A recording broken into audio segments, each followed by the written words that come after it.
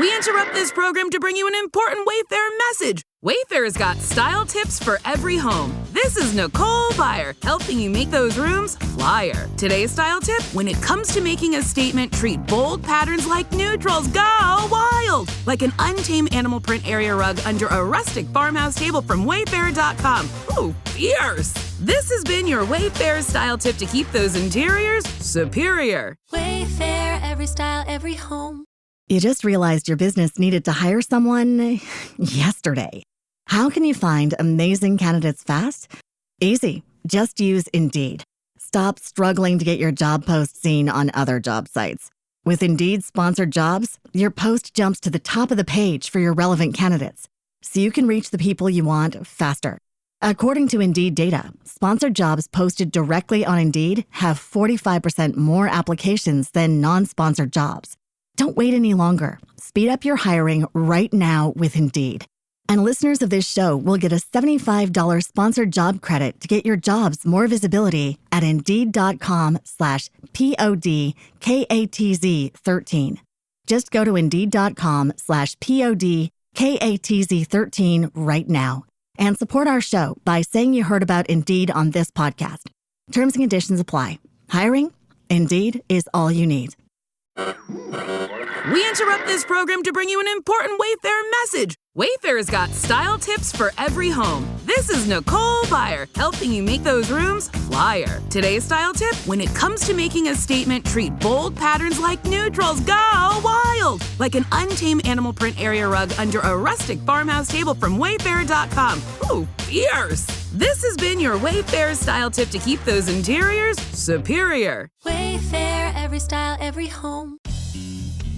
You're listening to the Who is Christine Anyway podcast. Enjoy. I still have my first guitar ever, and it's like an Ames brand acoustic. Because my grandmother said women never played electric, we played acoustic. So she bought a thick 3/4 scale piece of shit plastic type, like the strings were plastic, and I kept the original strings on it. And I loved that guitar so much, I put like a little address label on it. It was trash, but I was so young when I got it, and I still have it in my, it's so funny because it's like this one, and the Ames one. Like you have to have it. So humble beginnings. Yeah, that was my beginning too. And, it was, quick way to discourage, because I thought I was getting an electric for Christmas. The electric that I saw in the Sears catalog, I was not. So I got this plastic piece. That's the whole sentence. I was not. Yeah. And then they signed me up for music lessons at Berghorn's music store that was in town back in the day. And I took guitar lessons for a while, and it was fun. I learned my first 4 chords. And, the guy asked me. Song you ever learned? I didn't. I just learned the chords because I quit before I could actually get in, because I told the guy, my first instructor, his name was Roger, and he says, well, what do you want to learn to play? I said, Beatles. I want to learn the Beatles. So he taught me 4 chords that could basically get me into Beatles tunes. And then Roger had to go to Vietnam, and then some other guy took over for him, and I didn't click with him, so I quit. So then years went by that I wasn't playing, and then I got into band, started playing trumpet, and then eventually I started playing bass when I was in my teens. That's not electric girls. Yeah, electric things I started playing. And then I graduated from that later. I think I was 17. I started playing 6-string again because someone taught me how to play bar chords. So then I got a Gibson Explorer, and then I went out and bought a Marshall 100-watt stack. Because I was going to be a professional musician. I was going to be in a touring heavy metal band. Because Kiss said I could. I was listening to Paul Stanley and Gene Simmons from Kiss saying, "Yeah, and you set your mind to it, you can do it." And I said, "Oh, okay, that means me. All right, this is what I'm going to do." Well, the reality set in. About the time I was 19, And then I went to college for criminal justice and blah, blah, blah. The rest is history. But, I dabbled throughout my career, get a guitar here and there and just play it again a little bit, but never hooked up with a band because I had this crazy schedule. But then after I retired, then I got back into playing. And then I hooked up with John Warshall, who moved back up here from Florida. And then we formed Sonic Boom. And it went pretty well for a while. And then, like with a lot of bands, peters out. Not conflicts, yeah. And, maybe you just need to do something else for yourself. That's basically where I was. And then here I am. And it's just kind of worked out in your favor. And it's, you watched the entire conflict as I say conflict. What would be the term? Situationship. As I tried to bring in music into Saranac Lake. And you watched the newspaper articles. And it was funny because 7 years before, they were like, the Getaway's lasting legacy. They're like, look at her. And I'm like, I'm back. And they're like, she's back. I'm like, well, wait a minute. And then you watch the entire thing go into the larger scale. And then it, kind of get shot down at the board meeting. And then 7 months later, I'm announcing a larger band. And you can still see, like, even if you're watching the comments on those threads, you are watching the reluctance. That's the big joke about the cricket. People, I still have to explain the cricket every so often. If you go to the website, if you, begin into the podcast, you see the cricket jump. Somebody actually was concerned that music would be so loud that it would interrupt her crickets. Mm-hmm. If you're curious, crickets come in at 100 decibels, which concerts are from 90 to 120 and crickets that are 100. So maybe you should turn your crickets down. And it was kind of interesting, though, because your whole crew, and there's so many people in that town, our school had a really good music department. Mm-hmm. Absolutely. They bred musicians. They bred business people. And then when they were like, okay, I'm back, it was like, well, wait a minute. Not you. We want them. And then, or maybe not them. We want somebody else. Or maybe you, but on their terms. Yes, and they didn't get that. They got what, needed to happen per, basis of industry standard. And it was smooth and it was fine. I had no real issues. Honest to God, it was smooth. But it's one of those situations where I watched the Village People and I see you having a lifelong career in music. And it's funny because you're a, public servant. As a police officer, you're a public servant. As a judge, public servant. As coroner, even public servant. These are all things that people are missing the term servant. Right. You know, and I'm like, you're serving them, but at the same time, they're like, okay, but can you move to the left? Again, it's that culture statement of we want culture, just not that. And it kind of, it's, they're like, we want you. Do you have any cedar wood? It's kind of, it's concerning and it's confusing. And it was like the conversation about like Lana Del Rey. I'm like, you guys realize she's from Lake Placid? We don't have that conversation. There's also many rockers who have come from the Adirondack Park as a whole. It is one of the biggest parks. I think it is the biggest park in the U.S. I think so, yeah. It is. And the funny thing is so I take a walk, and I'm looking around town and I'm, one of my last statements during the last situation was, and the boardroom was, I'm not quitting until I get a plaque. And I'm still not quitting until I get a plaque. And it was funny. So I was like walking around reading them with my kids one day because I'm like, I want one of these. This is the goal. This is the goal. You need to have eyes on something. And my kids are like pointing them out. They're like, the Philadelphia Eagles. I'm like, oh, they have a camp. And they're like, that makes them great. And I'm like, I guess. Yeah. And the Giants are up there. They're naming these people. And then they get to one and it's Einstein. And I'm like, what did he do? And apparently he had hid there or was in the Adirondack Park when he found out they were going to drop the atomic bomb. And I'm like, so let me get this right. He was there to not be found by anybody in any existence. And he went to Saranac Lake. Yeah. But it's kind of one of those things, like the piece of, the Susan B. Anthony tree coming to me. I'm like, I officially have a piece of the 19th Amendment before I have recognition in my hometown. Yeah. That's interesting. Google recognizes me. Yeah. Well, anybody else but you, basically, if they have any kind of status, so to speak, if they're just driving through and they come in here and take a dump, as stewards. They're getting a plaque and getting recognition. I was joking the other day. I'm like, my plaque is going to be nestled between the bathroom doors of the Berkeley green toilets. It's going to be just nestled right there when they do give in. They're like, well, if she doesn't shut up, we'll just have to give her one and we'll put it there. It's just a matter of what would they put on it. Or maybe somebody will have one made, and in the wee dark early morning hours, it will just be installed someplace. Oh, wow. There are people around here that would do something like that. Man, I'm not saying I'm one. I'm not one of those people. No. What would they call that? Somebody that does that in the middle of the night? I think that'd almost be like an evangelist almost, but I don't know. Yeah. Winter Carnival too, turning around, coming and being music legends. Yep.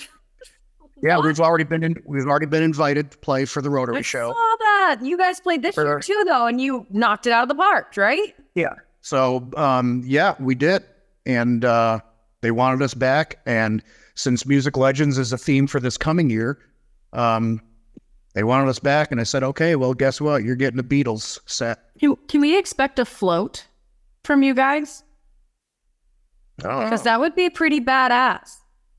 See, I wanted to do two things for Carnival. I wanted to do, Moonlighters doing the Beatles at the Rotary show. But I kind of wanted to do a Kiss float because that's outside. And yeah. So. And if I were to do a float and it's outdoors, that means I could legally do pyro. And I could have the concussion mortars and all that stuff because I can't do it indoors without special permitting and stuff, But because I have all that stuff from Sonic Boom still. Do it. I think I will straight up go just for that float alone. It's gonna be cold. It's gonna be cold up there though, wearing spandex and being kind of bare chested. Reasons. Yeah. I might want to lose a couple pounds too before I get back in the spandex. Yeah, nobody wants to see. You can also make sure the pyros are throwing enough flames that if you can get some nice, good flaming ones up there, that'd be real warm, toasty. Yeah, I can get some flame projectors going. Yeah. Yeah. So we'll see. I'm curious to see though, because when people speak music legends, they think of all these bigger bands like Kiss and the Beatles and all these things. But I think we're going to see a lot of the more docile, stuff. Like I think there's going to be probably a group that's like, we're every year of Britney Spears, and I'm like, I want to be the one that shaves their head. Well, how many Elvises will we see? Oh, at least 13. I'm on 13. Yeah. Like, should we you can't do it as a drinking game that every time an Elvis walks down the parade route, you drink. You'll have so much alcohol poisoning. No, you'll be down in 20 minutes. You'll be down. Population control, very easy. You can get out very nicely with half of the population down. But you're going to see so many Elvises. You probably see a bunch of Dolly Partons too, girls like, I have huge chests and here's some balloons. You'll probably see a few of those. Okay. Yeah, they're not going to be their actual, but they'll probably just be balloons, I would imagine. But yeah. I think that you're probably also going to, when they see music legends, nobody thinks of like modernized music. So a lot of it, I think, is going to be from 90s and back. I kind of hope somebody does Limp Bizkit's break stuff because that would just be amazing. A whole float dedicated to destroying as they go down the parade route. I personally have made it a goal of mine that I need to crowd surf on a piece of plywood before I hang up my hat. Now, it will not be in Saranac Lake, I'm sure, primarily because there's not enough people that would hold up the plywood for me. Or maybe this year. Well, as they're carrying your limp body up the Lipan Highway to the bridge to dump your body in the river, perhaps. You never know. Could you imagine? Your more adoring fans that are here would do that, I'm sure.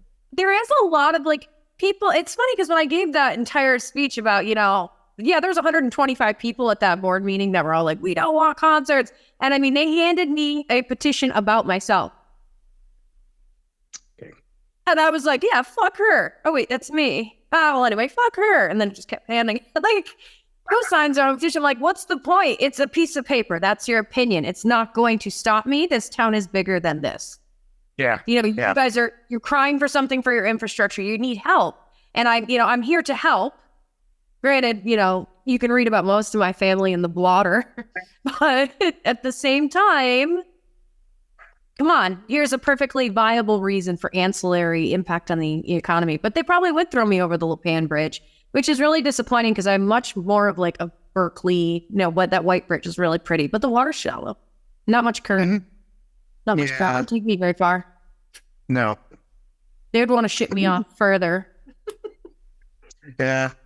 Take her to the edge of town, guys, and then throw her over there. Yeah. You got to catch it the right time of year because otherwise the body's going to get hung up someplace. You eat Elvis's, a piece of plywood, and that girl out of here.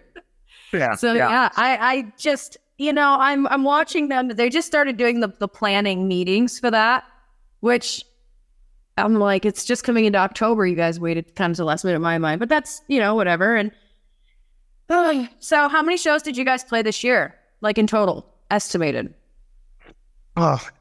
Guesstimate,